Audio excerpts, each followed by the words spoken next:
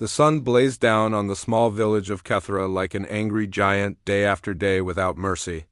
Where green fields once swayed in the gentle breeze, now only cracked earth stretched as far as the eye could see.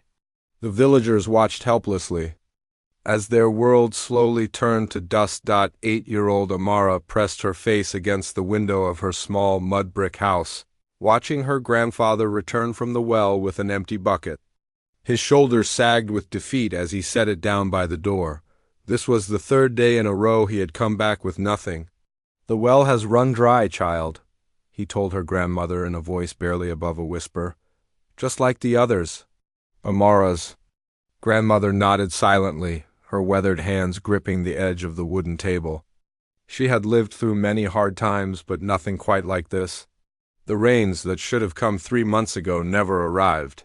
The rains that were supposed to fill their wells and water their crops simply vanished, as if the sky had forgotten how to cry. In the center of the village, families gathered around what remained of the old baobab tree. Its massive trunk, once a symbol of strength and endurance, now stood bare and lifeless. The children who used to play in its shade now sat quietly beside their parents, too weak to run and laugh like they used to. Old Kessie, the village chief, stood before the worried crowd. His voice carried the weight of responsibility as he spoke to his people. "We must face the truth," he said, his eyes scanning the faces before him. "Our food stores are nearly gone. The crops have failed completely. We have maybe 2 weeks left, if we are very careful." A young mother clutched her baby closer to her chest. The child had stopped crying days ago, too weak even for tears. Around the circle, other parents exchanged worried glances, each wondering how they would feed their children tomorrow, or the day after that. Amara watched from behind her grandmother, trying to understand why everyone looked so scared. She had noticed that meals had gotten smaller and smaller. Yesterday they only ate once. Today, her grandmother had given her a tiny piece of bread and told her to make it last all day. The drought had crept into their lives slowly at first. In the beginning, people joked that the rains were just running late. "They'll come next week," neighbors would say to each other. "The sky is just taking its time." But weeks turned into months, and hope began to fade like the green from their dying fields. Farmers who had worked their land for generations found themselves staring at fields of withered corn stalks and dried beans. The soil, once rich and dark, had turned to powder that blew away in the hot wind. Even the hardy plants that usually survived the dry seasons had given up and died. The village's 3 wells, which had provided water for over 100 years, now sat empty. Children who once helped carry water in colorful plastic containers now had nothing to do but sit and wait. The women who used to gather at the wells to chat and wash clothes now walked past them without stopping, their eyes fixed on the ground. Amara's family had always been poor, but they had never been hungry. Her grandmother could always find something to cook, even if it was just a simple soup made from vegetables grown in their small garden. But now the garden was nothing but dust, and their storage room held only a few handfuls of grain in one small loaf of bread. Every morning, Amara's grandmother would carefully measure out their food for the day. She would divide everything into 3 tiny portions, one for each of them. "We must be wise," she would say, her voice gentle but firm. "We must make this last until help comes." But help seemed very far away. The nearest town was a day's walk through the desert, and even if someone could make the journey, there was no guarantee they would find food there. Radio reports spoke of drought affecting the entire region. Other villages were struggling just like theirs. The government had promised aid, but trucks rarely came to remote places like Kethra. They were too far from the main roads, too small to matter to the people making decisions in distant cities. The villagers had learned long ago that they could only depend on themselves and each other. As the days passed, the situation grew more desperate. Families began to share what little they had with their neighbors, but there was hardly anything left to share. Children who once played soccer with balls made from plastic bags now sat quietly, saving their energy. The elderly spoke in hushed voices about the last great drought 40 years ago, when many people died. Despite the fear and uncertainty, the people of Kethra tried to maintain their daily routines. Children still attended the small school, even though lessons were shorter now. Women still gathered to weave baskets, their hands working automatically while their minds worried about their families. Men still met to discuss village business, though the conversations always returned to the same desperate question: how long could they survive? Amara didn't fully understand the danger they were in, but she could feel the tension in the air. She noticed how her grandmother's face had grown thinner, how her grandfather moved more slowly than before. She saw the way adults stopped talking. When children came near, their conversations switching to lighter topics that couldn't frighten young ears, the little girl had always been generous by nature, often sharing her toys with other children or helping elderly neighbors carry heavy items. Her grandmother had taught her that helping others was one of the most important things a person could do. When we share, her grandmother would say, we make the world a little bit better. Now, as Amara sat with her tiny piece of bread, she wondered if there was anything she could do to help. She was just a child, too small to dig new wells or plant new crops. But her heart ached as she watched the sadness in her family's eyes and heard the worry in their voices. The drought had taken everything from them: their crops, their water, their sense of security. But it hadn't taken their hope, not yet. In quiet moments, villagers still spoke of better days ahead. They remembered seasons of plenty when their children laughed and their tables were full. They held on to faith that somehow, someway, things would get better. Little did anyone know that change was about to come to their village in the most unexpected way. And it would begin with the simple words of a child who still believed in the power of sharing, even when there was almost nothing left to share. The morning sun was just beginning to peek over the horizon when young Kito spotted something moving in the distance. He rubbed his eyes, thinking the heat might be playing tricks on him again. But no, there was definitely someone walking toward the village, moving very slowly across the dusty ground. "Grandmother, come quickly," he called out, his voice breaking the early morning silence. "Someone is coming!" Within minutes, half the village had gathered at the edge of their small community. They watched as a figure stumbled closer, and it became clear that this was a woman carrying something in her arms. Her clothes were torn and dirty, and she could barely keep herself upright as she walked. The woman was clearly not from their area. Her clothing style was different, and she carried a small bundle wrapped in a colorful cloth that was unlike anything the villagers had seen before. As she got closer, they could see that she was very young, probably no older than 20. And she looked like she hadn't eaten or slept in days. Most shocking of all was what she carried so carefully in her arms. It was a baby, so small and still, that for a moment everyone feared the worst. But then they heard a weak cry, and they knew the child was alive, though barely. The woman's feet were bleeding through her worn-out shoes. Her lips were cracked from thirst, and her eyes had the distant look of someone who had seen too much suffering. She moved like someone walking in a dream, putting one foot in front of the other simply because stopping meant giving up completely. When she finally reached the villagers, she collapsed to her knees. The baby in her arms whimpered softly, and everyone could see that both mother and child were on the edge of death. The woman tried to speak, but only raspy sounds came from her throat. She was too weak and dehydrated to form words, old Kessie. The village chief stepped forward slowly. His own village was starving, but he couldn't turn away from someone in such desperate need. "Bring water," he called to the younger men. "Just a little, but bring it quickly." Fatu, one of the village women, knelt down beside the stranger. She had been a mother herself, and could see the fierce love in the woman's eyes as she clutched her baby. "Where did you come from?" she asked gently, though she wasn't sure the woman could understand her language. The stranger pointed weakly toward the north, in the direction of the border regions where fighting had broken out months ago. The villagers exchanged knowing looks. They had heard stories on the radio about people fleeing their homes because of violence, walking for days through dangerous territory to find safety. Amara watched from behind her grandmother, her small hands gripping the older woman's dress. She had never seen anyone look so tired and scared. The baby was so thin that Amara could see its tiny ribs through its skin. She wondered how long they had been walking and if they had eaten anything yet. When the water arrived, Fatu carefully helped the woman drink small sips. Too much too fast could make her sick, but her body desperately needed liquid. The woman's eyes closed in relief as the water touched her lips. It was probably the first clean water she had tasted in days. "We need to help her feed the baby," whispered Esha, another village mother. But everyone knew the problem they faced. The woman was clearly too malnourished to nurse her child properly, and the village had no baby formula or milk to offer. In fact, they barely had food for their own children. The villagers stood in a circle around the mother and baby, each person wrestling with their own thoughts.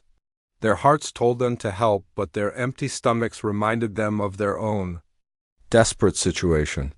How could they feed 2 more mouths when they didn't have enough for themselves? Some of the men began to whisper among themselves.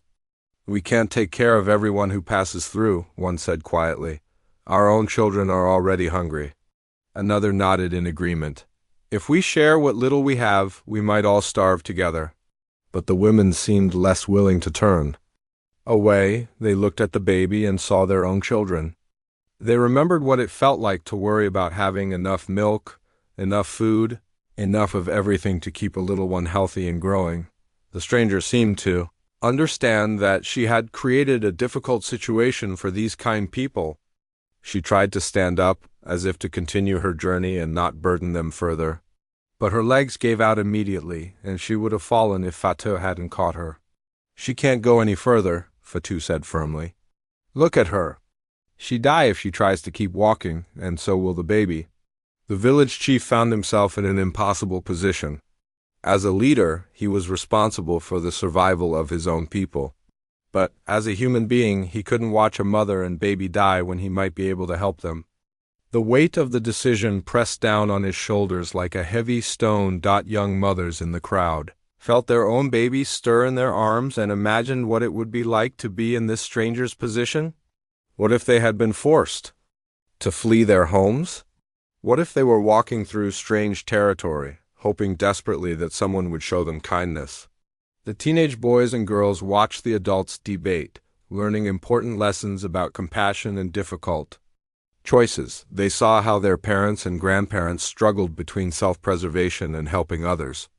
It was a lesson they would remember for the rest of their lives. As the morning grew hotter, more villagers joined the crowd.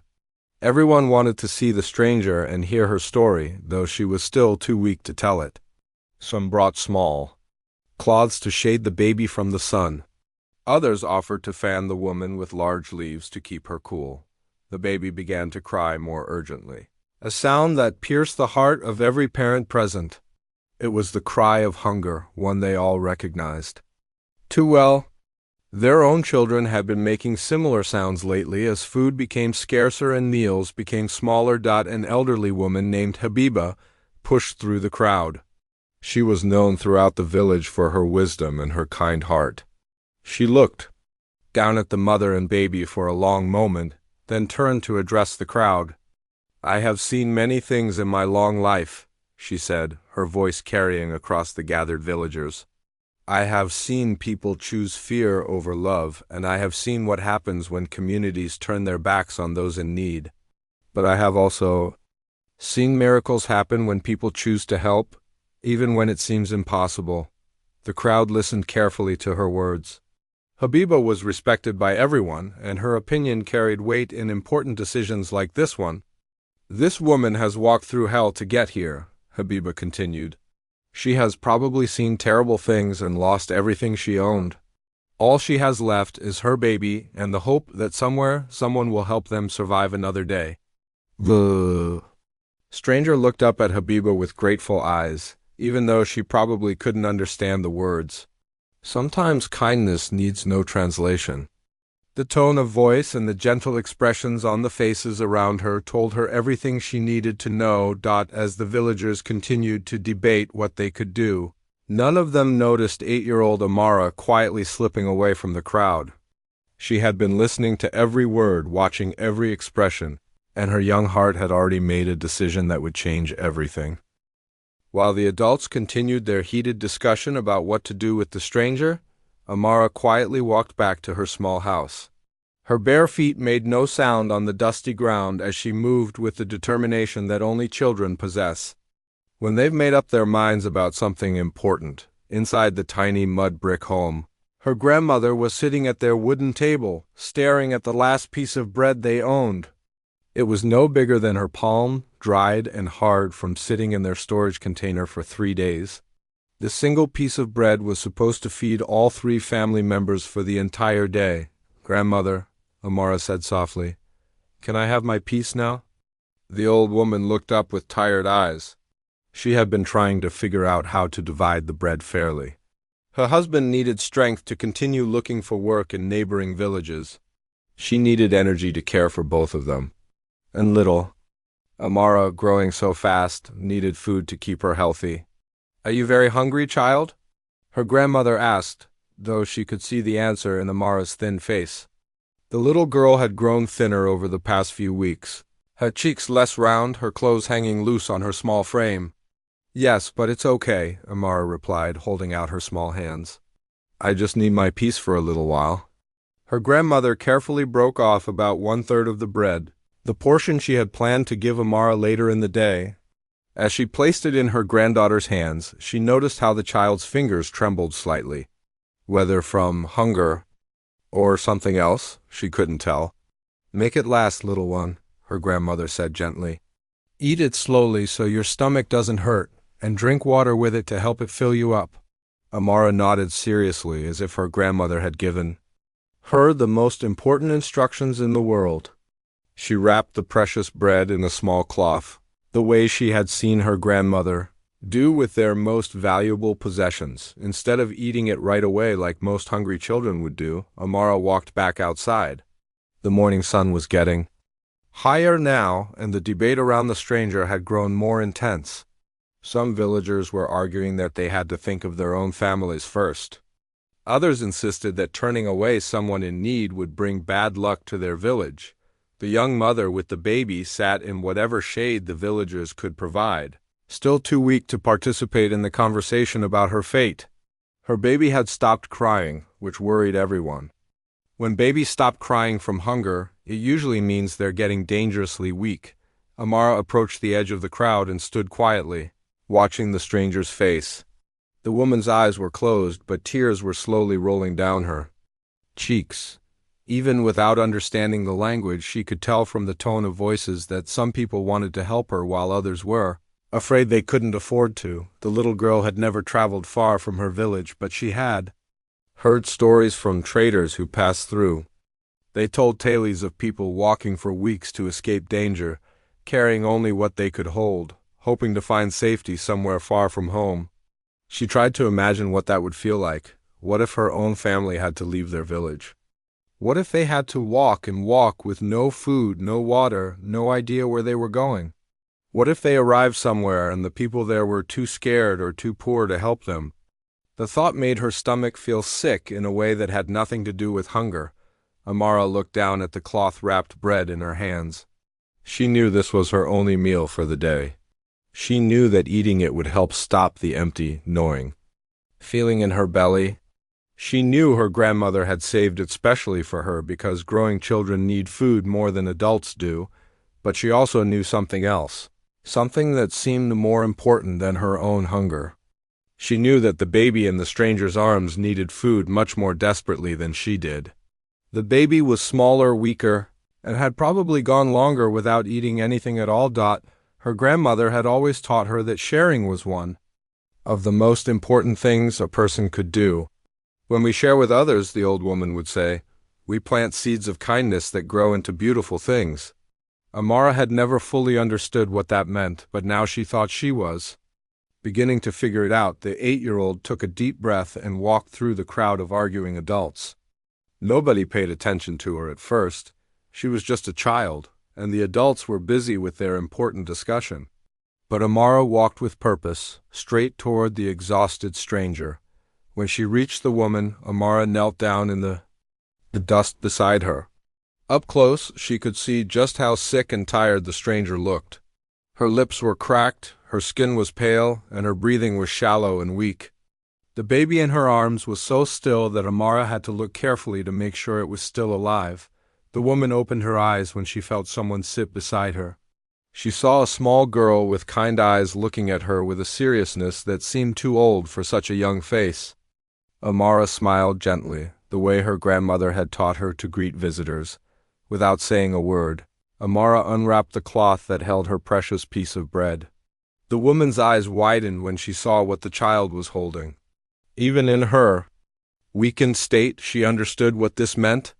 In a village where everyone was starving, this little girl was offering her only food to a complete stranger. "You can have my bread," Amara said simply, holding out the wrapped piece toward the woman. Her voice was clear and certain, without any hesitation or doubt. She spoke the words as if they were the most natural thing in the world to say. The stranger's eyes filled with fresh tears, but these were different from the tears of despair she had been crying earlier.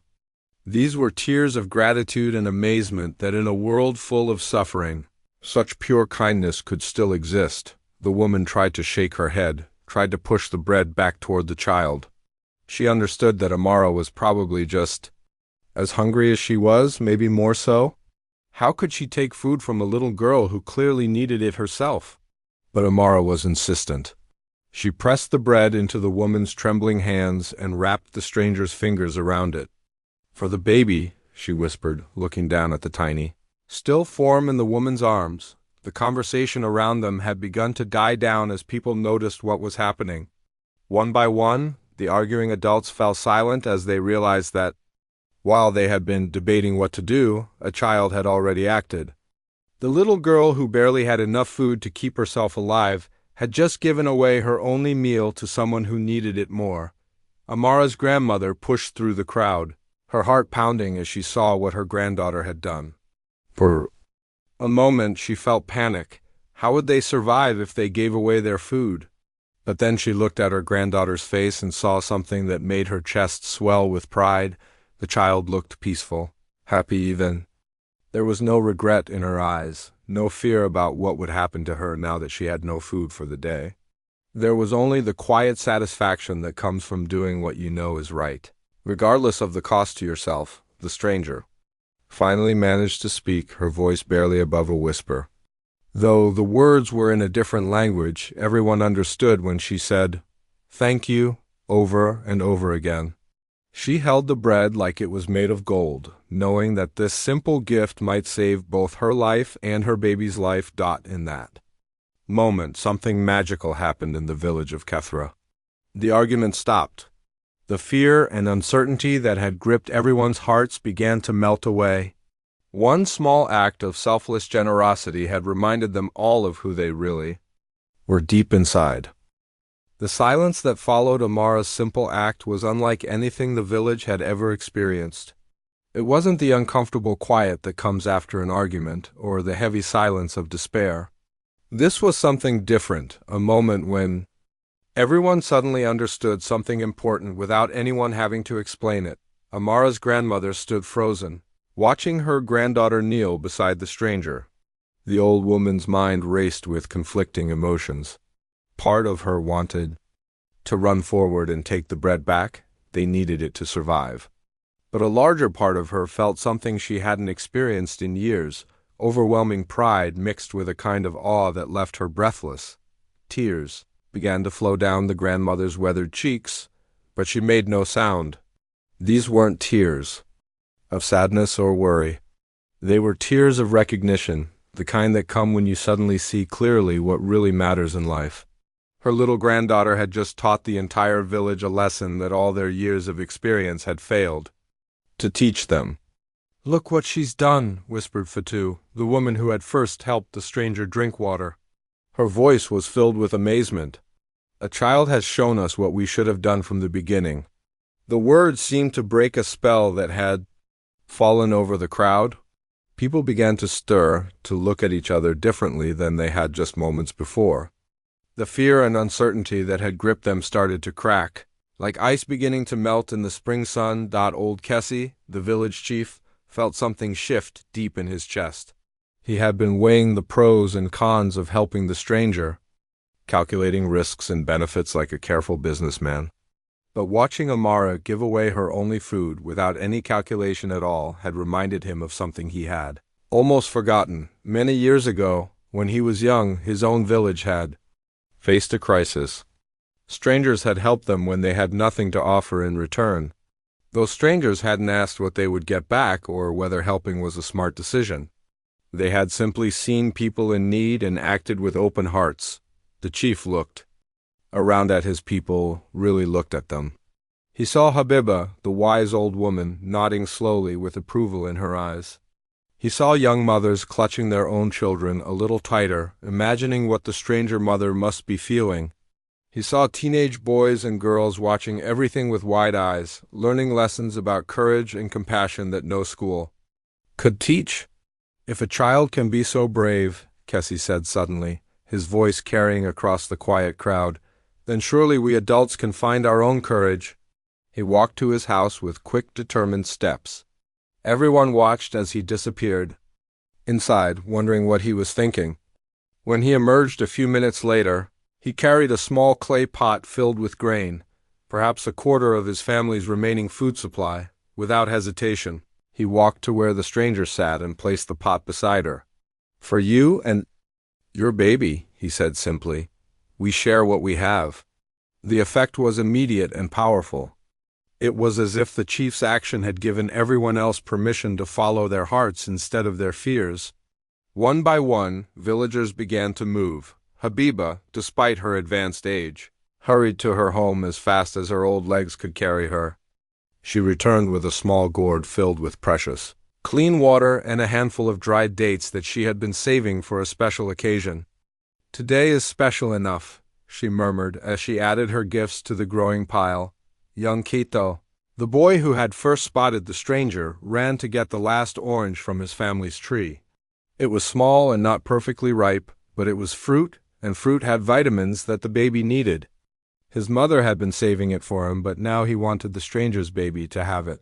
Fatou brought a soft cloth that could be used to clean the baby, or provide extra warmth during the cool desert nights. Her own children had outgrown it, but it was still good and clean.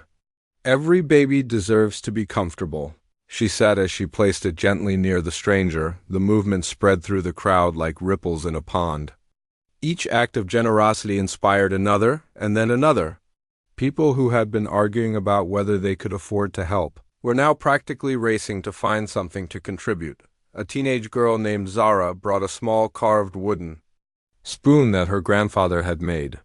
"For when the baby is old enough to eat real food," she said shyly. An old man contributed a handful of herbs that could be made into tea to help the stranger regain her strength. Even the smallest children wanted to help. They brought smooth stones that could be used to grind grain, or interesting twigs that might make good kindling for cooking fires. Their contributions might not have been the most practical, but they came from pure hearts that wanted to be part of the magic happening in their village. The stranger watched all of this with growing amazement. In her home region, she had seen communities torn apart by fear and suspicion. People had stopped trusting each other, stopped helping each other, stopped believing that kindness was possible when times got hard. But here, in this small village that was facing its own terrible crisis, people were choosing love over fear. She carefully broke off a small piece of Amara's bread and managed to soften it with a few drops of water. When she placed it in her baby's mouth, the tiny child stirred and began to suck on the nourishment. It was the first food the baby had tasted in 2 days, and the mother's relief was visible to everyone watching. "The baby is eating," someone called out, and a cheer went up from the crowd. In that moment, the stranger's baby felt like everyone's baby. The villagers had claimed this little family as their own, and they celebrated every small sign of recovery. Amara sat quietly through all of this, still kneeling beside the stranger. She wasn't looking for praise or attention. She was simply happy that her bread was helping the baby get stronger. When other people started bringing food and supplies, she smiled with genuine joy. As if their generosity was the most natural thing in the world, her grandmother finally approached and knelt down beside her granddaughter. For a moment, she couldn't find words. How do you tell a child that they have just performed a miracle?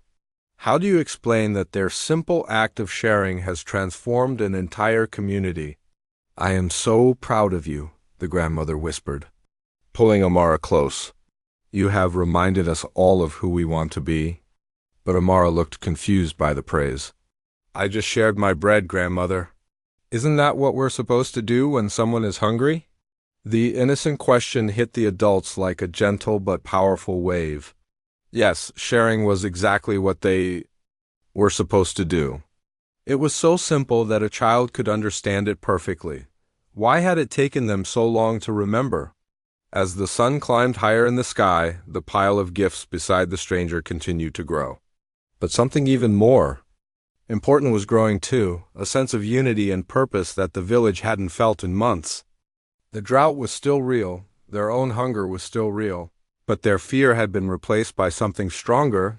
They were no longer a collection of individual families struggling to survive. They had become a community again, bound together by the understanding that they were all responsible for each other's welfare. One small girl's act of pure generosity had reminded them that even in the darkest times, there's always a choice between fear and love. And today, love was winning. What none of the villagers knew was that they were not alone that morning. About 200 meters away, hidden behind a cluster of large rocks and thorny bush, a man named David sat quietly in the shade of his weathered jeep. He had been traveling through the region for the past 3 weeks, documenting the effects of the drought on rural communities. David was a filmmaker who specialized in telling stories that most people never heard about. He had spent years traveling to remote places, capturing the struggles and triumphs of communities that major news networks rarely visited. His camera equipment was modest but reliable, and he had learned to work alone, moving quietly and respectfully through areas where outsiders were often viewed with suspicion.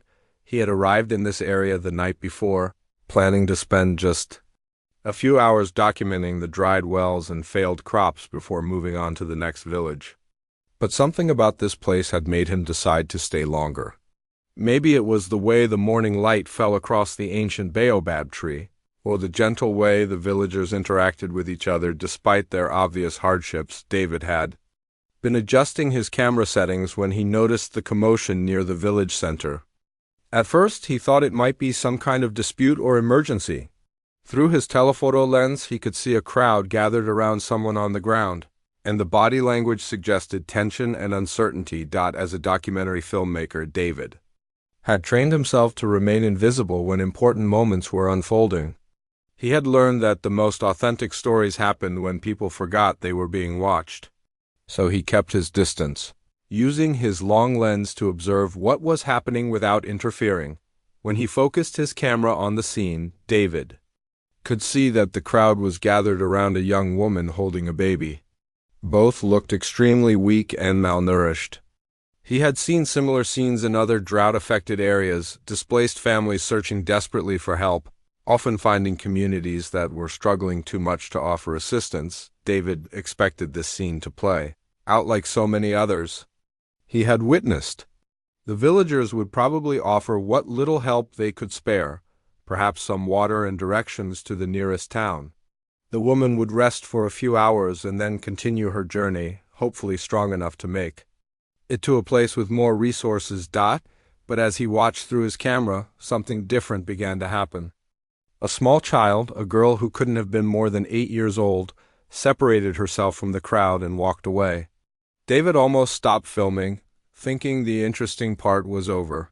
Children often got bored during adult conversations and wandered off to play. However, something about the child's purposeful movement made him keep the camera rolling. When she returned a few minutes later carrying something wrapped in cloth, David instinctively adjusted his focus. He had learned to recognize moments when something significant was about to happen, and every fiber of his professional instincts was telling him to pay attention. Through his viewfinder, David watched as the little girl walked directly to the stranger and knelt beside her. He was too far away to hear what was being said, but he could see the interaction clearly. The child was offering something to the woman, something that the woman initially tried to refuse. David's hands trembled. slightly as he realized what he was witnessing. This little girl, in a village where everyone was obviously struggling with hunger, was giving away what appeared to be food to a complete stranger. He had filmed countless acts of kindness over the years, but something about this scene felt different, more pure, more powerful than anything he had ever captured. The filmmaker zoomed in closer, making sure to capture every detail of the interaction. He could see the child's face clearly now, the serious expression, a gentle determination, the complete absence of hesitation or regret. This wasn't a calculated act of charity or a performance for others to see. This was pure, instinctive compassion in action. When the woman finally accepted the gift, David saw tears streaming down her face. But what happened next was even more remarkable. As if the child's action had broken some kind of spell, the adults in the crowd began to move. One by one, they started bringing things to add to the pile beside the stranger. David had covered stories about community responses to disasters before, but he had never seen anything quite like this. Usually, when communities came together to help, it was after lengthy discussions, planning meetings, and organized collection efforts. This was different, spontaneous, emotional, and seemingly unstoppable through his camera. He watched as an elderly man, who was clearly the village leader, brought grain from his own house. An old woman contributed water and dried fruit. Teenagers brought practical items like cloth and tools. Even small children joined in, offering whatever they could find that might be useful. David found himself holding his breath as he filmed, afraid that any movement might somehow break the magic of what was unfolding. He had spent years searching for stories that showed the best of human nature, and now he was witnessing something that exceeded his wildest hopes. The most remarkable thing was how naturally it all flowed. There was no organization, no one telling people what to do or how much to contribute. It was as if the little girl's simple act had awakened something in everyone present, a reminder of their shared humanity that transcended their individual fears and struggles. As David continued filming, he began to understand that he was documenting something much more significant than just a story about drought relief. This was a story about the power of individual actions to transform entire communities. It was about how courage can be contagious, how love can multiply, and how sometimes the smallest gestures have the biggest impact. The filmmaker had covered wars, natural disasters, and social movements around the world. He had interviewed presidents and celebrities, captured historical events, and won awards for his work. But sitting there in the shade of his Jeep, watching an 8-year-old girl teach an entire village about generosity, David knew he was witnessing the most important story of his career. His heart raced as he realized the potential impact of what he was filming. In a world filled with news about conflict, hatred, and division, this story could remind people that kindness still existed. It could show that even in the darkest times, human beings were capable of extraordinary compassion. David was careful to stay hidden, knowing that his presence might change the dynamics of what was happening. The authenticity of the moment was crucial. These people were acting from their hearts, not performing for a camera. If they knew they were being filmed, it might make them self-conscious or alter their behavior. As the morning progressed, David documented every aspect of the unfolding story. He filmed the stranger slowly gaining strength as she ate and drank. He captured the villagers organizing themselves to care for the baby.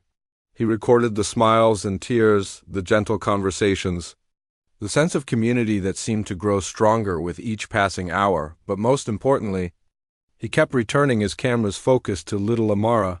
Even as the adults took over organizing the relief effort, she remained quietly beside the stranger, content to have played her part and now watch others continue the work she had started.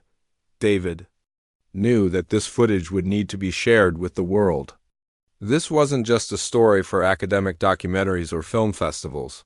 This was a story that could inspire millions of people to remember their own capacity for kindness. It was a story that could change how people thought about generosity, community, and the power of individual actions. As he carefully packed his equipment later that day, David's mind was already racing with plans for how to share this incredible story. He had no idea that his decision to document this moment would soon set in motion a chain of events that would transform not just one small village, but touch hearts and minds around the entire globe. 3 days later, David sat in a small internet cafe in the nearest town, his laptop open and his hands shaking slightly as he prepared to upload the footage. He had spent hours carefully editing the video, making sure to capture every important moment while protecting the privacy of the villagers. The story was too powerful to keep to himself, but he wanted to share it in a way that honored the people who had trusted him with their truth. The filmmaker had been thinking about this moment since he first witnessed Amara's act of generosity. How do you share something so pure and beautiful without losing its essence? How do you tell a story that happened in one small village in a way that people around the world can understand and feel? David decided to keep the video simple. No dramatic music, no fancy graphics, no narrator explaining what people should think or feel. Just the raw footage of what had happened, with gentle titles to provide context for viewers who might not understand the local language or customs. He started the video with wide shots of the drought-affected landscape, showing the dried fields and empty wells that had brought the village to the edge of survival. Then he moved to the moment when the stranger appeared, documenting her desperate condition and the villagers' initial uncertainty about how to help. But the heart of the video was Amara's moment of decision. David had captured it perfectly. The way she walked purposefully to get her bread, the serious expression on her young face, the gentle way she offered her only food to someone she had never met before. He included the stranger's tears of gratitude and the immediate response from the other villagers. The final part of the video showed the transformation that had taken place in the village. By the time David left, the stranger had regained enough strength to help with daily tasks. The baby was nursing properly and had started to smile. Most importantly, the villagers had discovered something about themselves that they had almost forgotten: their capacity for extraordinary kindness. David titled the video simply, "You Can Have My Bread, A Little Girl's Gift Changes Everything." He wrote a brief description explaining the context of the drought and the challenges facing the community, but he let the footage speak for itself. When he finally clicked upload, David had no idea what would happen next. He had a modest following from his previous documentary work, maybe a few thousand people who regularly watched his content. He hoped the video might reach 10 or 20,000 viewers, maybe inspire a few people to donate to drought relief organizations. What happened instead was something none of them could have predicted. Within 6 hours, the video had been viewed 50,000 times. People weren't just watching it, they were sharing it, commenting on it, and talking about it with their friends and family. The simple phrase, "You can have my bread," was already becoming a symbol of selfless generosity. By the end of the first day, the video had reached 500,000 views. News websites began picking up the story, writing articles about the little girl whose act of kindness had moved viewers to tears. Social media was flooded with people sharing their own stories of times when strangers had helped them or when they had chosen to help others despite their own struggles. The video seemed to touch something deep in people's hearts that had been waiting to be awakened. In a world full of bad news and division, here was a story that reminded everyone of the best parts of human nature. Comments poured in from every continent, in dozens of languages, all expressing the same basic message. This little girl had restored their faith in humanity. A popular talk show host saw the video and immediately contacted David for an interview. "This is the kind of story the world needs right now," she told him over the phone. "Can you help us learn more about this amazing child and her community?" News networks around the world began featuring the story in their broadcasts. The footage of Amara giving away her bread was shown on television screens from New York to Tokyo, from London to São Paulo. Each time it aired, more people discovered the story and felt compelled to share it with others. What made the story spread so quickly wasn't just the dramatic nature of what had happened. It was the authenticity of the moment. Viewers could see that this wasn't staged or performed for the camera. This was real life, real people, real emotions. In an age when so much content felt artificial or manipulative, this story rang with truth. Parents showed the video to their children as an example of true kindness. Teachers used it in classrooms to discuss empathy and community responsibility. Religious leaders referenced it in sermons about compassion and sacrifice. The simple act of one child had become a teaching tool for people all over the world, but the story was spreading beyond just the online world. Coffee shop conversations turned to discussions about the little girl who gave away her bread. Office workers found themselves talking about the video during lunch breaks. Families gathered around dinner tables to discuss what they would have done in the same situation. People began using the phrase, "You can have my bread," in their daily lives, sometimes seriously and sometimes playfully, but always as a reminder of the power of generous thinking. It became a way of saying, "I'm willing to sacrifice something important to help you." Without sounding preachy or dramatic. The emotional impact of the video was immediate and powerful.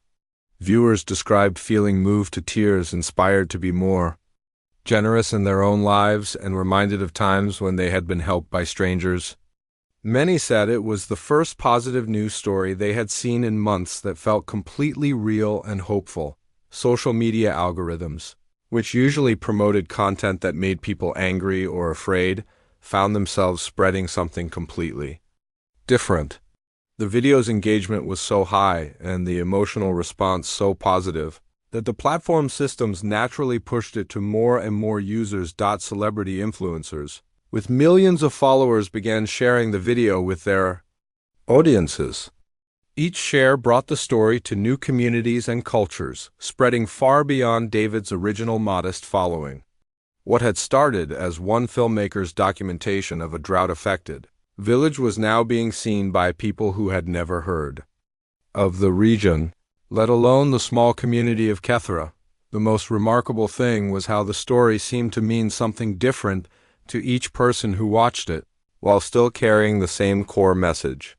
Urban professionals saw it as a reminder to look beyond their own problems. Parents saw it as an example of the values they wanted to teach their children. People facing their own hardships saw it as proof that generosity was still possible even in difficult times. International news correspondents began trying to locate the village where the events had taken place. Humanitarian organizations started receiving increased donations, with many donors specifically mentioning the video as their inspiration. The simple story of one child's kindness was beginning to have real-world impact far beyond anything David had imagined when he first pressed record. As the video continued to spread, David found himself overwhelmed by interview requests and messages from people around the world. Everyone wanted to know more about Amara, about the village, about what had happened after the camera stopped rolling. The filmmaker realized that he had accidentally become the spokesperson for a story that was much bigger than any individual involved in it, but most importantly, the video was doing something that very few pieces of content ever achieve. It was changing how people thought about their own capacity for kindness and their responsibility to help others, even when helping seemed difficult or costly. The little girl, who had simply wanted to help a hungry baby, had unknowingly started a global conversation about what it truly means to be human. The first truck arrived on a Tuesday morning, just 5 days after David's video had gone viral. The villagers of Kethra heard the rumbling sound long before they could see what was making it. Living so far from main roads, they rarely heard motor vehicles except for the occasional government official or traveling merchant. Children ran to the edge of the village to investigate, their bare feet kicking up small clouds of dust as they raced each other to see what was coming. What they found made them stop in their tracks and stare with wide eyes. A large relief truck, painted with the logo of an international aid organization, was slowly making its way down the rough path toward their village. Behind the first truck came another, and then another. By noon, 5 vehicles had arrived, carrying more food, water, and supplies than the villagers had seen in months. The drivers spoke different languages, but their mission was clear. They had come because of the little girl whose story had touched millions of hearts around the world, Amara. watched the commotion with curiosity but without full understanding of her role in bringing these strangers to her village. To her, giving away her bread had been a simple decision, no different from sharing a toy with a friend or helping her grandmother carry water. She couldn't grasp that her moment of kindness had somehow traveled around the world and back again. The lead aid worker, a woman named Catherine who had been coordinating disaster relief for over 15 years, climbed down from the first truck with tears already forming in her eyes. She had seen the video like millions of others, but being here in person, seeing the actual place where such extraordinary generosity had occurred, felt overwhelming. "We're looking for a little girl who shared her bread," Catherine announced to the gathering crowd, her voice thick with emotion. "The whole world has been talking about her story." The villagers looked confused. They knew about Amara's kind gesture, of course, but they had no idea that anyone outside their community had heard about it. How could people in faraway places know what had happened in their small, forgotten village? David had returned with the aid workers, carrying a tablet computer to show the villagers how their story had spread. As he played the video for the crowd, gasps of amazement rippled through the group. There was their village, their baobab tree, their own faces on a screen that had been seen by millions of people around the world. "This cannot be real," whispered old Kessie, the village chief, as he watched himself bringing grain to the stranger in the video. "How is it possible that people we have never met know our story?" The aid workers began unloading supplies while explaining how the donations had poured in from everywhere. A school class in Canada had organized a bake sale after watching the video. A wealthy businessman in Singapore had written a check for $10,000. A group of elderly women in Germany had collected money from their entire neighborhood, but the most touching donations had come from children around the world. After seeing Amara's story, kids everywhere had begun asking their parents how they could help. They organized lemonade stands, gave up their allowances, and even convinced their schools to hold special fundraising events. The phrase, "bread money," had become popular among children who wanted to help other kids who didn't have enough to eat. A shipment of food arrived that was specifically marked from the children of Roosevelt Elementary School, Chicago. Another box contained handmade drawings and letters from students in Australia who wanted Amara to know that her kindness had inspired them to be more generous in their own lives. The medical supplies that arrived included antibiotics and vitamins. That could help the recovering stranger and her baby, who were both still staying in the village.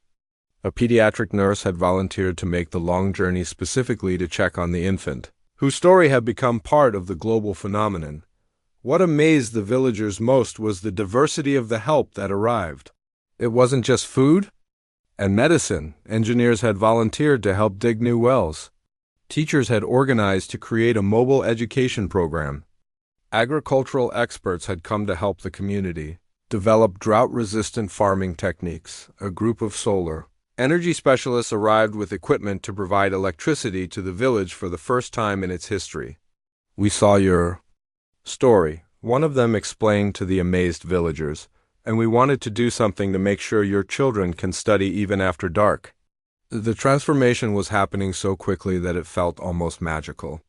Within a week, the village had gone from the edge of starvation to having more resources than they had ever imagined possible. But more than the material changes, something deeper was happening to the community itself. The stranger who had first arrived as a desperate refugee was now helping to coordinate the aid distribution. Her knowledge of multiple languages made her invaluable in communicating with the international volunteers. She had gone from being someone who needed help to being someone who could provide help to others. Reporters from major news networks began arriving to do follow-up stories. They wanted to interview Amara to understand what had motivated her extraordinary act of generosity. But the little girl remained humble and somewhat puzzled by all the attention.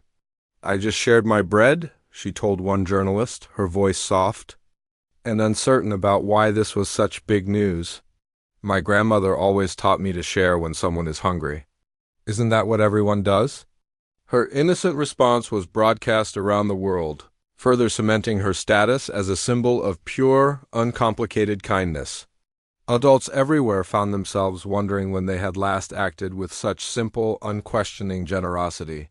The influx of aid workers and volunteers brought new challenges as well as opportunities. The village had never hosted so many outsiders before, and there were cultural differences to navigate and logistical problems to solve. But the spirit of cooperation that had emerged during Amara's original act of sharing seemed to extend to these new relationships as well. Young villagers began learning new skills from the volunteers. Teenagers discovered aptitudes for technology and engineering. Children who had never seen books before were suddenly reading stories from around the world. The village was not just receiving aid, it was receiving education, inspiration, and connections to a wider world they had never imagined. The most significant long-term change was in how the villagers saw themselves and their potential. Before the drought, they had lived quietly, accepting their limitations and making the best of difficult circumstances. Now, they were discovering that their community had something valuable to offer the world, a lesson in compassion that had touched millions of hearts. International development organizations began talking about Kathra as a model for community-based aid programs. Instead of just delivering supplies and leaving, they wanted to learn from the village's example of how individual kindness could spark collective action. University researchers arrived to study the social dynamics of what had happened. How had one child's gesture created such a powerful ripple effect? What could other communities learn from this example? How could the spirit of generosity be cultivated and sustained in other places facing similar challenges? But perhaps the most meaningful change was happening in homes around the world, where families had watched Amara's story and decided to make kindness a bigger part of their daily lives. Parents reported that their children were more willing to share toys and treats. Adults found themselves being more generous with their time and resources. The video had been viewed over 50 million times, but its real impact couldn't be measured in numbers. It had reminded people everywhere that extraordinary kindness was possible even in ordinary moments, and that sometimes the smallest gestures could create the biggest changes. As supplies continued to arrive, and new projects began to take shape, one thing became clear: Amara's simple act of sharing her bread had done more than save 2 lives. It had proven that compassion was contagious, that generosity could multiply, and that even in the darkest times, the light of human kindness could shine bright enough to be seen around the world. 2 years had passed since that drought-stricken morning when a little girl's simple act of kindness changed everything. The village of Kathra looked completely different now, but in the best possible way. Where once there had been only dust and desperation, there was now life, hope, and a thriving community that had become a beacon of inspiration for the entire world. 10-year-old Amara sat under the shade of a newly planted tree near the village school, reading a book that had been donated by children in France. The tree was still small, but it was growing strong, its green leaves a symbol of the new life that had taken root in Kathra. Around her, younger children played games and laughed with the kind of carefree joy that had been impossible during the darkest days of the drought. The school itself was a beautiful example of what could happen when the world came together with a common purpose. Built with donations from dozens of countries and constructed by volunteers from many different backgrounds, it now served not just Kathra, but several neighboring villages as well. Children who had never dreamed of learning to read and write were now studying mathematics, science, and languages. Amara had become something of a celebrity at the school, though she remained as humble and kind as ever. Teachers from around the world had come to work there, drawn by the story of the little girl whose generosity had started it all. They found in her a student who was bright and curious, but more importantly, they found a child who still embodied the same spirit of sharing that had made her famous. The medical clinic that stood near the school was busy every day, serving families from across the region. The stranger who had arrived that desperate morning 2 years ago now worked there as a translator and community health worker. Her baby, now a healthy toddler, played in the clinic's garden while his mother helped. Other families navigate their medical needs. She saved our lives, the young mother often told visitors who came to hear the story firsthand. But more than that, she showed us what real kindness looks like. Now I try to do the same for others. The woman had learned the local language and had become a vital bridge between the international aid workers and the community. Her unique perspective as someone who had been helped and who now helped others made her particularly effective at understanding what families really needed. The village's water problems had been solved completely. 3 new wells provided clean, reliable water year-round, and a sophisticated irrigation system helped farmers grow crops even during dry seasons. Agricultural experts had worked with local farmers to develop drought-resistant varieties of corn, beans, and vegetables that could thrive in the challenging climate. But perhaps the most remarkable change was in the spirit of the community itself. The crisis that had once threatened to destroy them had instead revealed their capacity for extraordinary compassion. That spirit had not faded as their circumstances improved. If anything, it had grown stronger. Village Chief Kessie had established an annual celebration called the Day of Sharing to commemorate the moment that changed everything on this day. Each year, families throughout the region would gather to share food, stories, and acts of kindness. Children would learn about the importance of generosity, and adults would renew their commitment to helping others. The first day of sharing had attracted visitors from neighboring villages who wanted to understand what had happened in Kethra. The second year brought people from across the country. This year, delegations had arrived from 6 different nations, all wanting to learn from the community's example and bring similar programs to their own regions. What started with one piece of bread has become a feast that feeds the soul, Kessie often said when he spoke to the international visitors who regularly came to Kethra. The economic impact of the global attention had been transformative as well. A cooperative market had been established where local artisans could sell their crafts to the steady stream of visitors. Women who had once struggled to feed their families were now earning steady incomes from their traditional weaving and pottery. Young men had learned new skills in construction and technology, finding employment in the ongoing development projects, but the villagers had been careful not to lose their identity in the midst of all the changes. The old traditions were still honored, the community meetings still happened under the ancient baobab tree, and the values that had made Amara's gesture possible were still passed down from parents to children. Amara herself had received hundreds of letters from children around the world who had been inspired by her story. A wall in the school was covered with drawings, photos, and messages from kids who had started their own sharing projects in their communities. She read each letter carefully, often asking her teachers to help her write responses in different languages. One letter that particularly touched her came from a boy in Japan, who had organized his entire class to collect money for drought relief in Africa. "You taught me that even kids can make a big difference," he had written. "Thank you for showing me how to be brave enough to share." The educational opportunities that had come to Kethra were extraordinary. Children who might have grown up illiterate were now learning multiple languages, studying science through donated microscopes, and connecting with classrooms around the world through video calls. Several teenagers had already received scholarships to study at universities in the capital city. Amara's grandmother, now healthier and happier than she had been in years, often told people that her granddaughter had always been special. "But I never imagined," she would say with tears of joy in her eyes, "that her kindness would reach so far and touch so many hearts." The documentary that David had created had won several international awards, but more importantly, it had inspired countless other projects. Schools around the world used it as a teaching tool about empathy and community responsibility. The phrase, "you can have my bread," had entered common usage as a symbol of selfless generosity. David himself had established a foundation dedicated to documenting and sharing stories of everyday heroes from around the world. Amara's story had convinced him that there were probably thousands of similar acts of kindness happening every day that the world never heard about.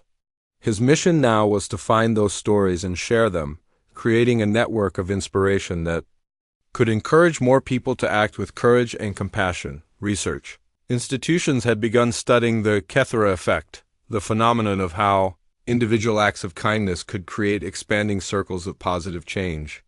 Social scientists wanted to understand how to replicate this model in other communities. Facing different challenges, the ripple effects continued to spread in unexpected ways. A technology company had developed an app called Share Your Bread that connected people who wanted to help with local organizations that needed support.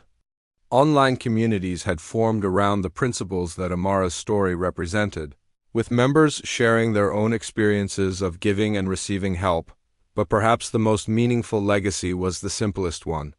In homes around the world, parents were teaching their children about the little girl who gave away her last piece of bread. They were using her story to help their kids understand that true wealth comes not from what you have, but from what you're willing to share. As Amara grew older, she understood more clearly what had happened on that morning 2 years ago. She realized that her simple act had somehow touched millions of people and inspired them to be more generous in their own lives. But she also understood that the real magic hadn't been in her individual gesture, it had been in how the whole community had responded, how kindness had multiplied and spread, how love had proven stronger than fear. "I just shared my bread," she still said when people asked her about that day, "but everyone else shared theirs too." That's what made it special. The story of Kethra had become proof that even in a world full of problems, the power of human kindness remained unlimited.